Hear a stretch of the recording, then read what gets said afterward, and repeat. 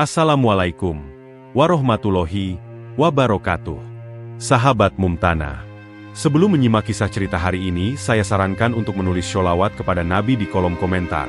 Semoga sholawat kita menjadi penolong kita kelak di padang mahsyar.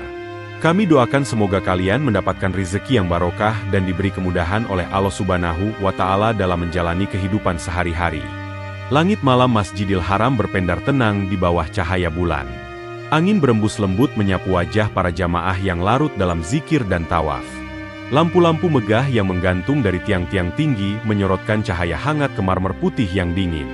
Suasana begitu khusyuk dan agung. Di antara jutaan manusia yang mengelilingi Ka'bah dengan langkah pelan dan hati yang tunduk, tampak seorang pria berbeda. Ia berjalan sendirian, sedikit menunduk, mengenakan jubah putih bersih dan sorban biru yang melingkar di kepalanya. Di tangannya tergenggam tasbih kayu cendana, yang jari-jarinya gerakan perlahan. Dialah Jaka Saputra, yang dikenal masyarakat luas sebagai Gus Jaka. Seorang dai kondang dari Indonesia, wajahnya kerap menghiasi layar televisi, videonya viral di media sosial, dan setiap ceramahnya dipenuhi ribuan jamaah.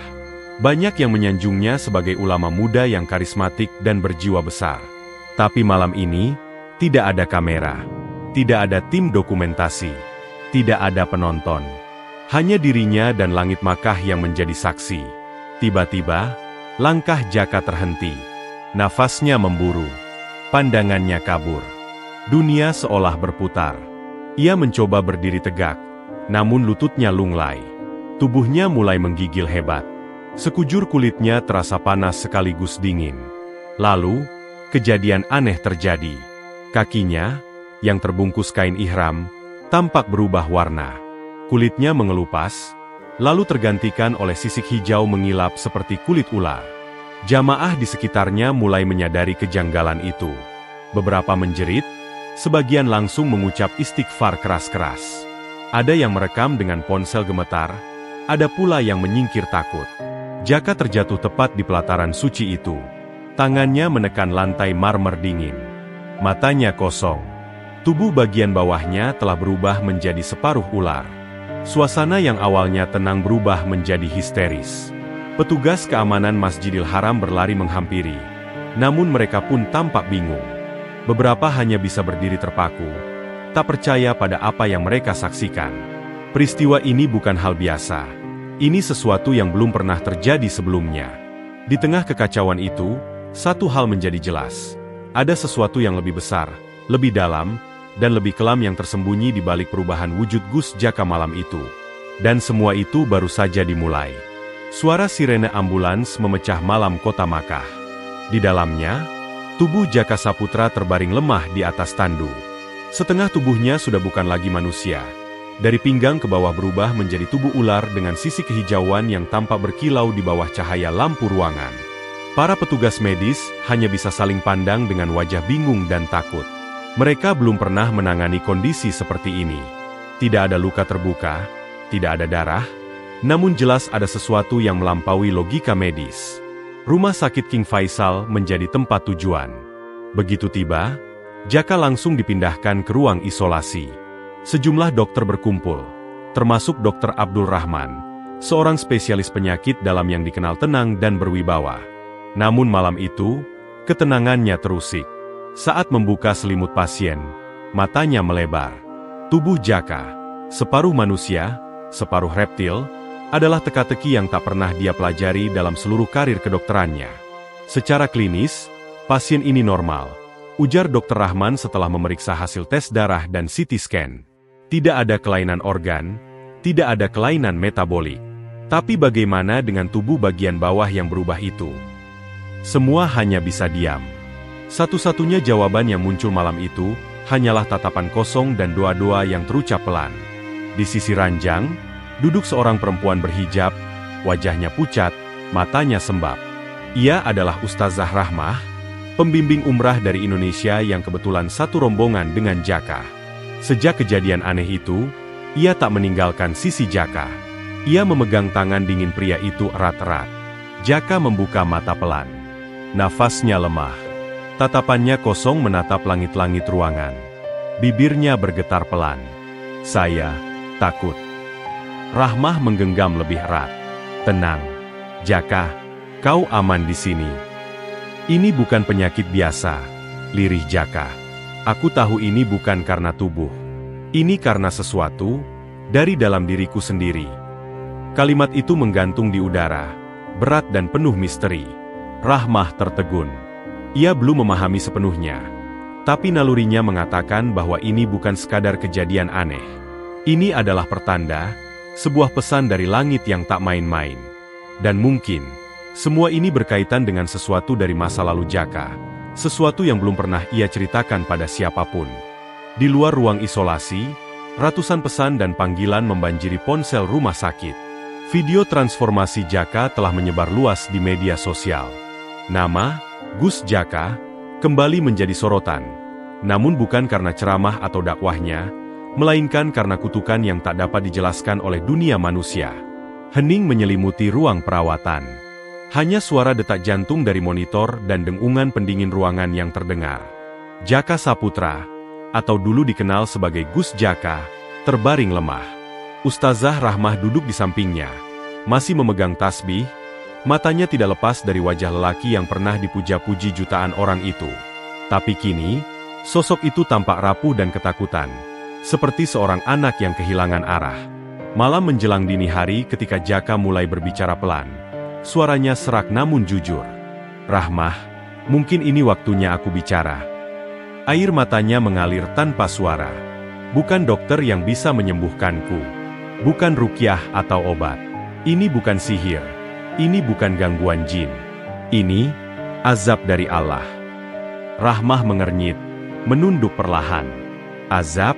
Tapi apa yang telah kau lakukan? Jaka menatap langit-langit, menghela napas panjang.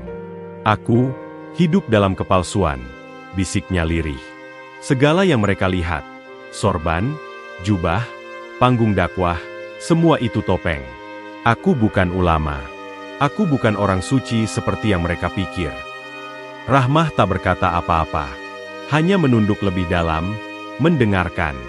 Aku bukan keturunan kiai, lanjut Jaka. Aku pernah mencuri identitas. Aku gunakan sanad palsu. Aku buat cerita tentang karomah dan mimpi bertemu Rasul. Semua demi popularitas. Demi uang. Demi panggung.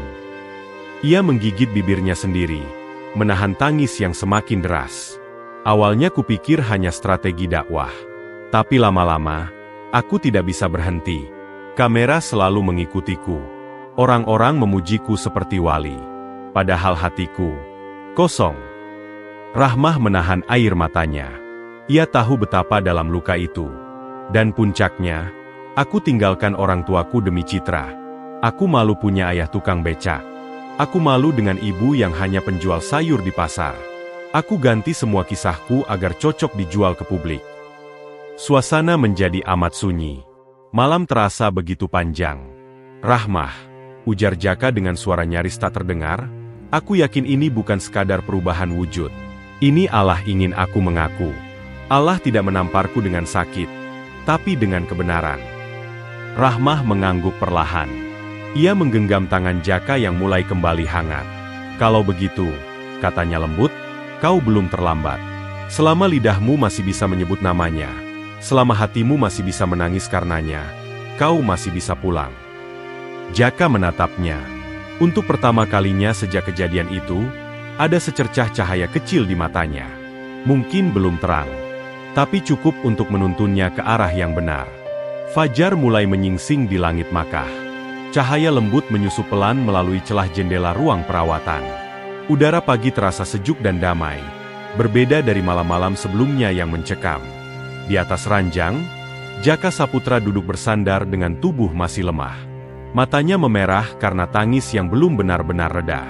Tapi kali ini, ada ketenangan baru di wajahnya. Seolah beban yang ia pikul selama bertahun-tahun mulai terlepas satu persatu. Ia menggenggam tasbih yang sejak kemarin tak lepas dari tangan. Bibirnya terus berzikir, menyebut nama Allah dengan lirih. Tiba-tiba, Rahmah yang duduk di kursi dekatnya menyadari sesuatu. Jaka, lihat tubuhmu. Jaka menunduk pelan. Ia terperangah. Sisi kehijauan yang semula membalut dari pinggang ke bawah mulai luruh perlahan, seperti daun kering yang rontok dari ranting. Warna kulit manusianya kembali tampak. Ia mengusap kakinya dengan hati-hati, tak percaya pada apa yang sedang terjadi. Astagfirullah. Ya Allah. Panggilan Dokter Abdul Rahman membuat Rahmah dan Jaka tersentak. Sang dokter masuk ruangan dengan wajah kebingungan. Kami melakukan pengecekan ulang, dan semua hasilnya tetap normal. Tapi kami tidak bisa menjelaskan bagaimana perubahan itu terjadi. Ia menunduk penuh hormat. Tapi saya yakin, ini bukan perkara medis. Ini antara Anda dan Tuhan. Jaka menatap langit-langit ruangan, air matanya kembali mengalir. Tapi kali ini bukan karena takut, melainkan karena haru. Ia sadar, pengakuan jujurnya semalam telah membuka pintu langit. Bukan orang lain yang mengubahnya, bukan dokter, bukan ilmu, melainkan rahmat Allah yang turun karena taubat yang tulus. Saya ingin berubah, ucap Jaka mantap. Saya ingin melepaskan semua ini. Nama besar, ketenaran, sorban, dan kamera. Aku ingin menjadi hamba biasa. Bukan Gus Jaka. Cukup Jaka Saputra, hamba yang ingin pulang. Rahmah mengangguk pelan. Maka mulai hari ini, kau sudah di jalan itu. Tanpa menunggu lama, Jaka meminjam ponsel Rahmah. Ia masuk ke akun-akun media sosial miliknya. Instagram, TikTok, YouTube. Semuanya ia hapus satu persatu.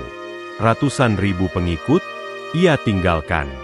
Konten-konten ceramah, ia buang. Nama, Gus Jaka, yang dulu diagungkan, ia matikan sendiri.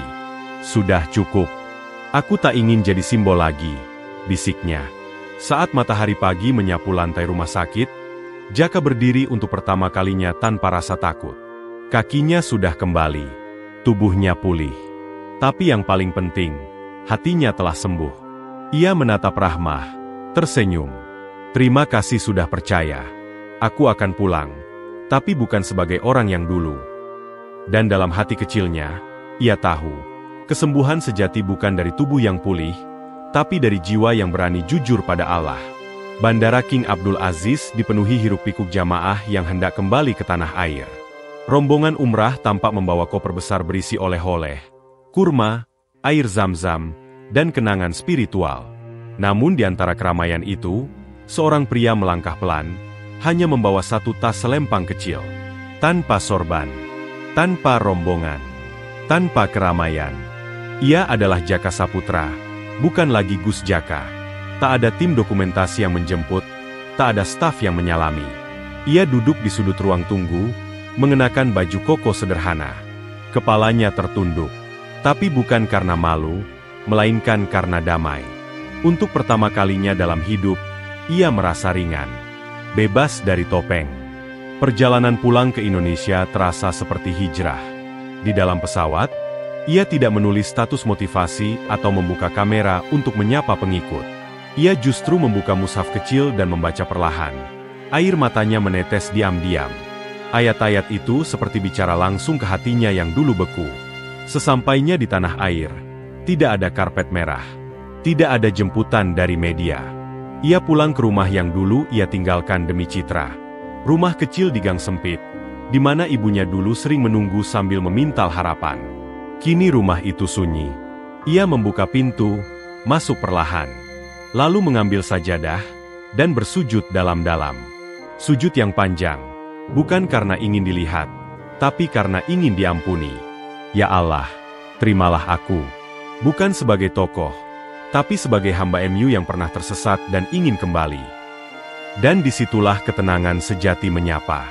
Pagi yang cerah menyelimuti kampung tempat Jaka Saputra tinggal. Matahari memancar hangat, burung-burung berkicau dari balik pepohonan, dan angin menyusup pelan melalui celah jendela kayu.